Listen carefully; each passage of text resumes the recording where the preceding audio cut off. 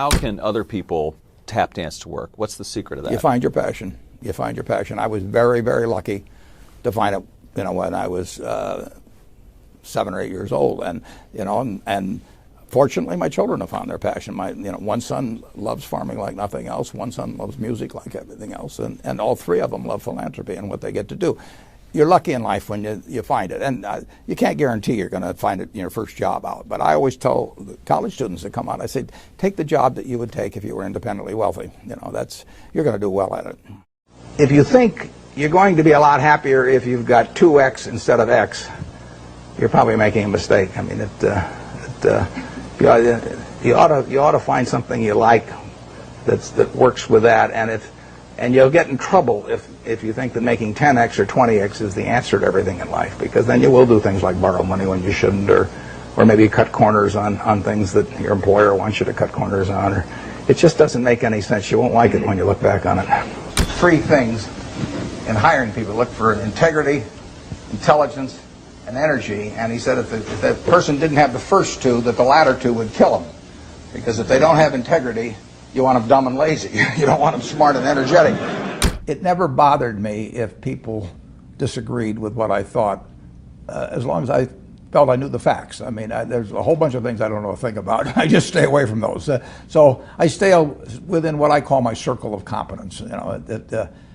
Tom Watson said it best. He said, I'm no genius, but I'm smart in spots, and I stay around those spots. Well, I try and stay around those spots, and I just don't have a problem if somebody says, you're wrong on something. I go back and look at the facts, and I think that really is much more important, frankly, than having a few points of IQ or having an extra course or 2 in school or anything of the sort. You need emotional stability. I just read and read and read. I probably read 5 to 6 hours a day. I don't read as fast now as when I was younger, but I read 5 daily newspapers. I read a fair number of magazines. I read 10Ks. I read annual reports, and I read a lot of other things too. So I've always enjoyed reading. I love reading biographies. Famous lesson about a margin of safety, that you don't drive a truck that weighs 9,900 pounds across a bridge that says limit 10,000 pounds, because you can't be that sure about it. If you see something like that, you go down a little further down the road and you find one that says limit 20,000 pounds, and that's the one you drive across. The nature of capitalism is that people want to come in and take your castle. It's perfectly understandable. I mean, if I'm selling television sets or something, there's going to be 10 other people that are going to try and sell a better television set. If I have a restaurant here in Omaha, people are going to try and copy my menu and give more parking and take my chef and so on. So capitalism's all about somebody coming and trying to take the castle. Now, what you need is a castle that has some durable competitive advantage, some castle that has a moat around it. And that moat, one of the best moats in many respects, is to be a low-cost producer. But sometimes the moat is just having more talent. I mean, if you're the heavyweight champion of the world and you keep knocking out people, you've got a competitive advantage as long as you can keep doing it. And it's very profitable if you're the one that happens to be able to do it.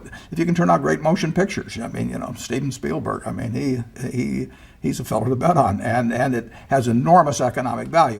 You'd be surprised at my days. I mean, they're very unstructured, no meetings. None. I mean, I don't like meetings, and I read a lot. I wish I were a faster reader. I'd get more done. But I do read a lot, and I'm on the phone a moderate amount. Our businesses run themselves basically out there. My job is allocating capital, and that's what I'm thinking about. But I don't like to have things all packed hour to hour to hour. And Bill and I are both extraordinarily lucky. I mean, we really get to do what we like to do, the way we want to do it, with people that we choose to be around, and they're terrific. I mean, we've really got everything our way, and we're very fortunate. And in his world, he has a different kind of pace than I have, but we both love it the way we do it. And my guess is that we're each the most productive in that particular mode too, because it fits our personalities and aptitudes. What kills great businesses, if you look at, I do believe in looking at history, and I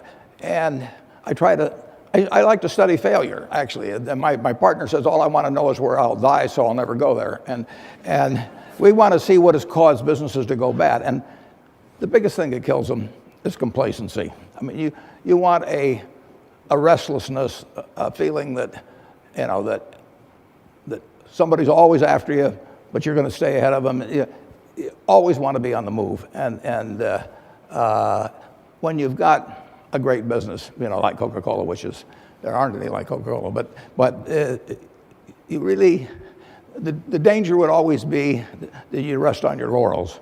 But I see none of that, obviously, at Coca-Cola. But that is the key, to compete the same way when you've got 1.8 billion servings being sold daily as when you were selling, you know, 10 a day. And that restlessness, that belief that tomorrow is more exciting than today, you know, you just have to have it permeate the organization. Who was Ben Graham? He was your primary mentor, model?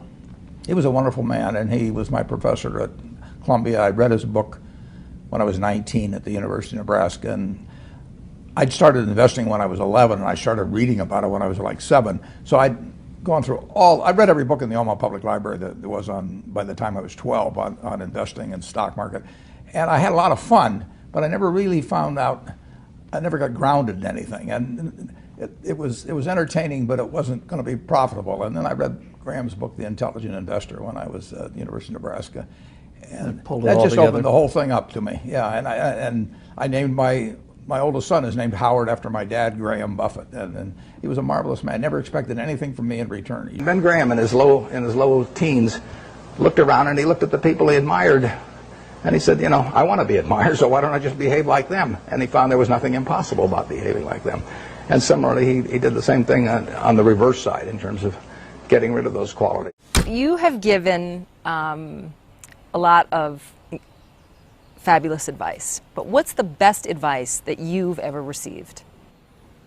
Well, I received it in a variety of forms, particularly from my father when I was very young. But I mean, he basically, I think, taught me how to live. Not that I did it perfectly or anything like that, but I mean, he was giving me lessons, but he wasn't doing it by preaching to me. He was doing it by example. But basically, well, the biggest lesson, in a sense, I got is the power of unconditional love. I mean, I think there is no power on earth like unconditional love. And I think that if you offer that to your child, I mean, you're 90% of the way home. And there may be days when you don't feel like it. It's not uncritical love.